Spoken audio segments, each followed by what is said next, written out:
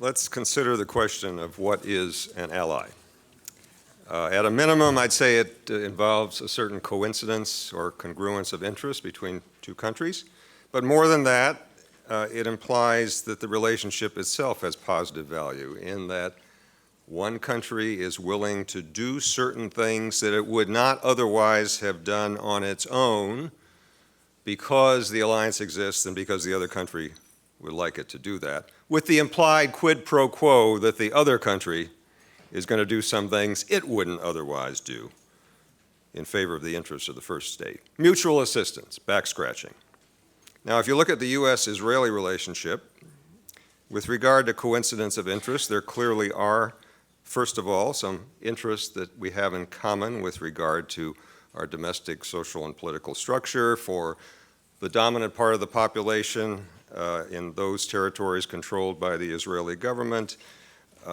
Liberal democracy in general prevails, and that is a significant statement in the Middle East where it generally does not prevail.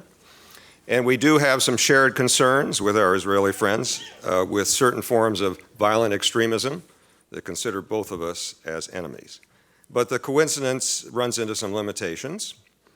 With regard to the internal political and social structure, the whole concept of a state being defined in terms of a particular dominant religion or ethnic group is, of course, foreign to the way we look at things here in the United States.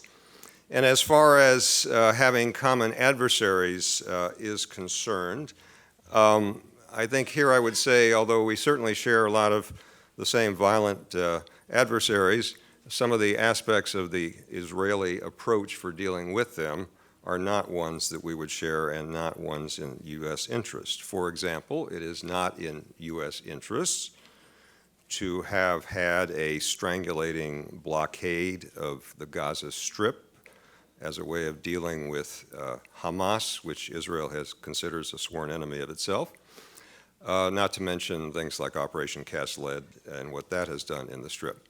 And if you consider as one of the major objectives of the current Israeli government the continued control of the West Bank, as it clearly is, that also is something that is not in U.S. interests and has little to do with fending off the violent adversaries that we may share. So I think we have to look at that other aspect of alliances, the mutual assistance, what each side does for the other that they would not otherwise do.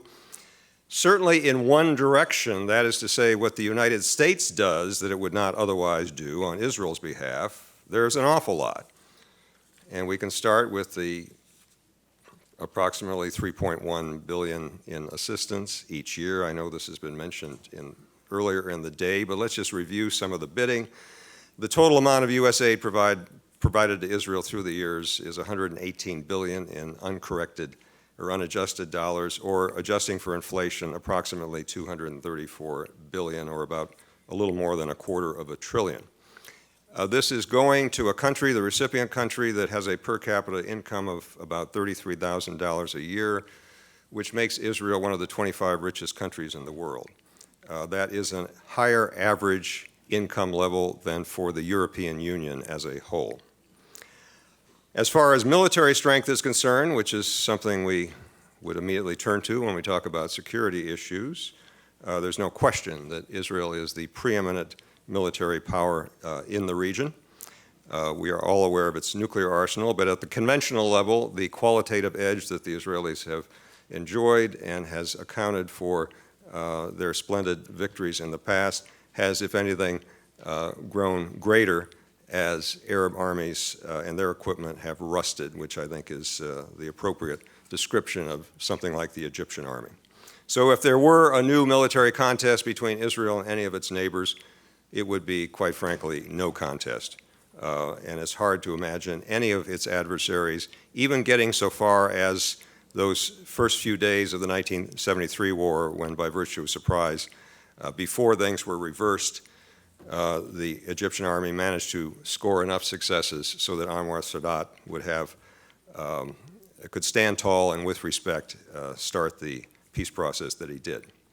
Now, this kind of aid has all kinds of opportunity costs for us American taxpayers. besides reducing the debt, which we always hear about. Let me just throw out a couple of approximate equivalent opportunity costs that we could do with that $3.1 billion annually. For example, the U.S. Army, which, as you've probably read about, is having to shrink quite a bit because of budgetary stringencies, could field about 6 more combat brigades. That dispute we had a couple of weeks ago about the military pension cost of living thing that almost brought us again to another debt ceiling crisis, this money would pay for that, the money involved, 5 times over each year. Or for those of you who don't like the military stuff, we could put 400,000 more American children in the Head Start, or thinking about that infamously crumbling infrastructure we've got, probably repair an average of over 3,000 of the more than 140,000 bridges that are deemed to be in need of repair in this country. Well, you get the point. And then, of course, beyond the material assistance, there are all the lonely votes in the United Nations and other providing a political cover to Israel whenever its activities or policies have become the subject of international condemnation. And this is certainly something the United States would not have done were it not for the alliance, or its half of the alliance. And they have resulted in substantial political and diplomatic costs for the United States. You look in the other direction of what assistance is being provided from Israel to the U.S., and it becomes far harder. In fact, it's hard to find much of anything at all that fits the description, which I mentioned before, of something that the ally would not otherwise be doing on its own behalf anyway.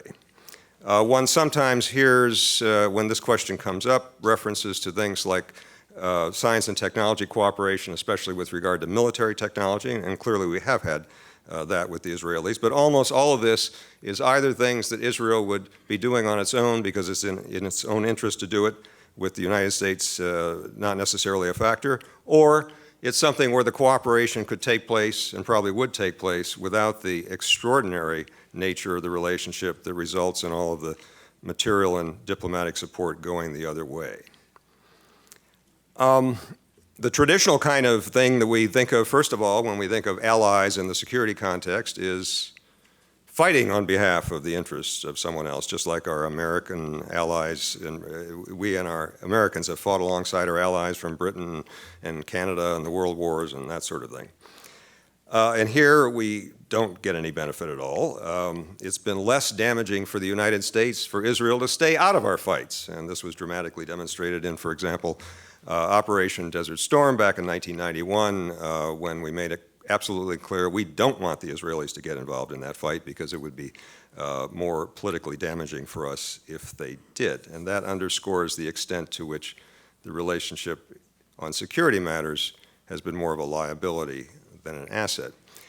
I think probably the principal set of liabilities, this is something Mike Shorter would have talked about if he were here, so let me just say a couple of things about it, is the extremist and terrorist reaction to what is widely seen, not just by extremists and terrorists, as the United States being the chief patron and facilitator of Israeli behavior and policies that are subjects of hatred and controversy, specifically the continued occupation of Palestinian land, and such uses of force as Operation Cast Lead in the Gaza Strip. General Petraeus, a couple of years ago, made a statement about this when he was still wearing the uniform, I think before he became the CIA director, which he quite pointedly expressed the judgment, with which I agree, that the United States has been paying a substantial price because of this particular association with the policies of another state, and that the price we see comes up again and again in, say, interrogations of captured terrorists or would-be terrorists when they are describing their motives. And there have been a variety of gripes that we hear through the years, and this includes some of the people here in the United States, the Times Square bomber and people like that.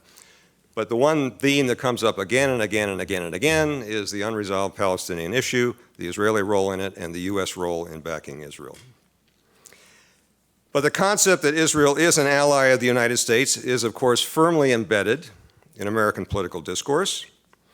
And this enables the government of Israel to use the relationship in another way that doesn't always benefit and more often is detrimental to U.S. interests. The security of one's ally, after all, is supposed to be a concern of oneself. That, again, goes back to the basic concept of an alliance.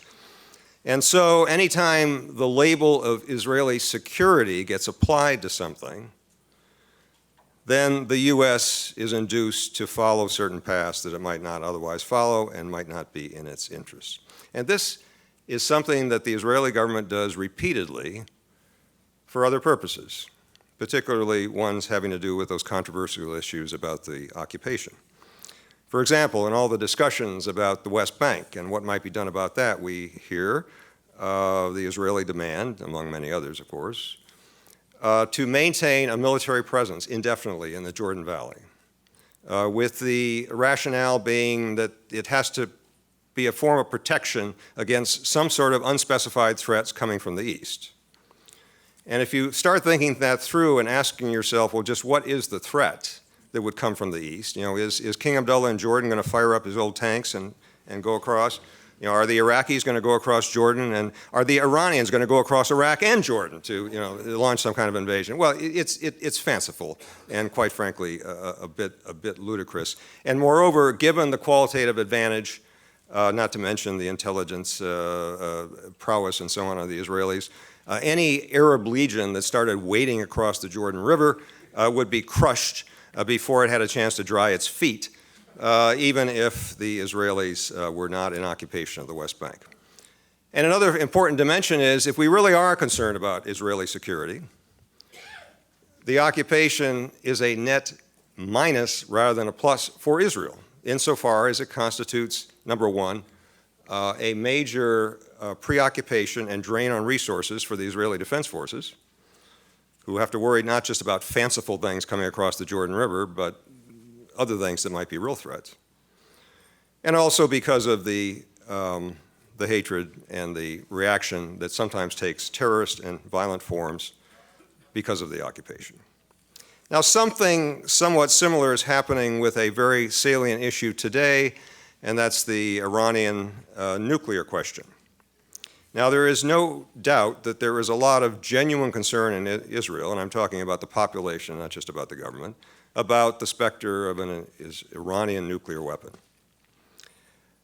But if that were the only motivation here, then the government of Israel would be supporting the current negotiating effort, which is clearly the best chance that the world has had in the last 30 years to cap and control the Iranian nuclear program in a way that would give us the assurance that it's going to stay peaceful.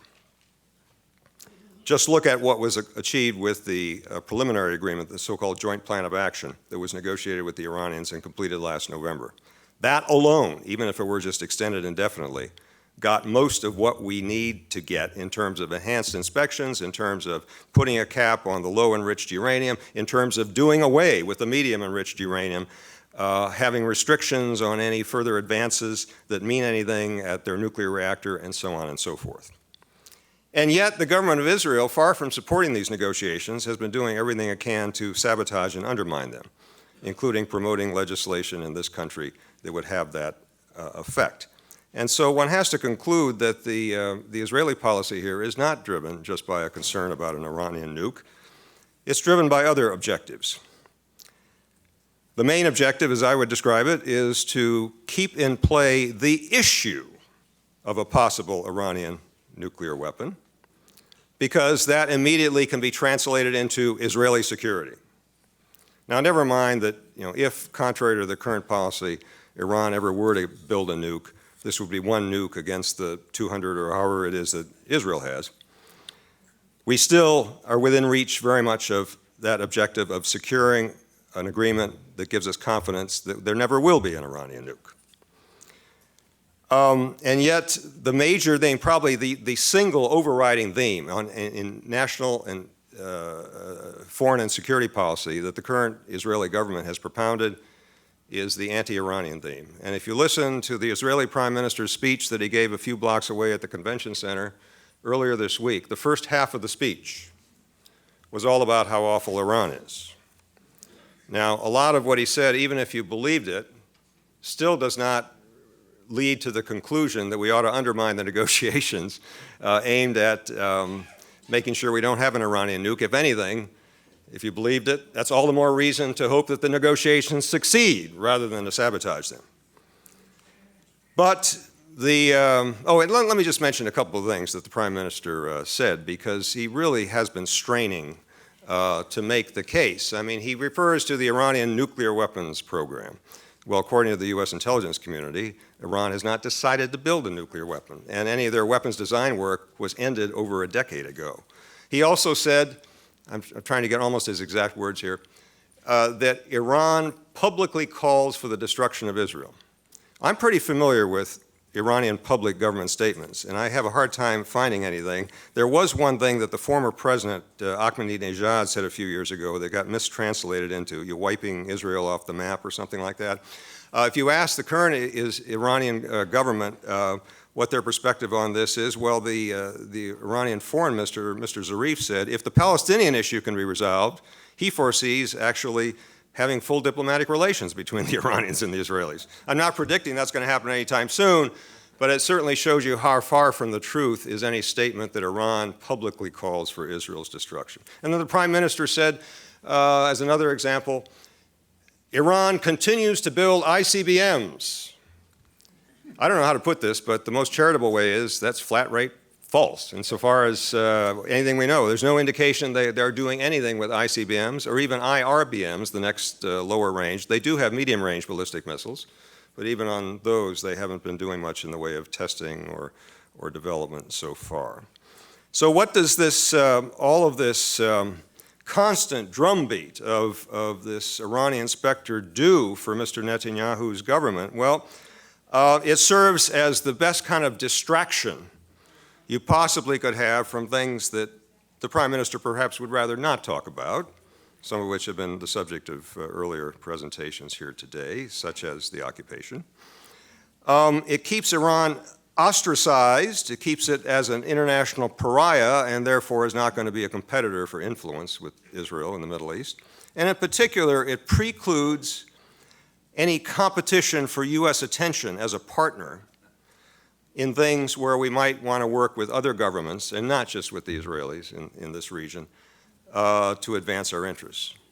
And however much Iran may still be an adversary in other respects, the fact is we actually have some parallel interests with them with regard to things like stability in Afghanistan, where some of you may recall there was a brief window back in 2000 and 2001 in which we were actually working closely, our diplomats and Iranian diplomats, to bring about political change and transition and the installation of the Karzai government in Afghanistan. That lasted for just a few months before our president declared the axis of evil. And members of the neocon persuasion told Iran, take a number, we're getting Iraq first, we'll get you next. All of this runs very much counter to the U.S. interests, both with regard to complicating the effort to get that agreement to make sure that the Iranian nuclear program stays peaceful, and also by constraining U.S. diplomacy throughout the region and preventing us from doing things like talking to the Iranians about how to keep Afghanistan stable. My concluding thought about all this is that not just with regard to the U.S.-Israeli relationship, but indeed our relationship with any other countries, ones that we might call allies or ones that we might call adversaries, that it would be better just to forget about those labels and look at specific interests and where a particular country can help us and where it doesn't help us with regard to things that are important to us. And U.S. foreign policy and national security would be much better served if we did that. Thank you very much.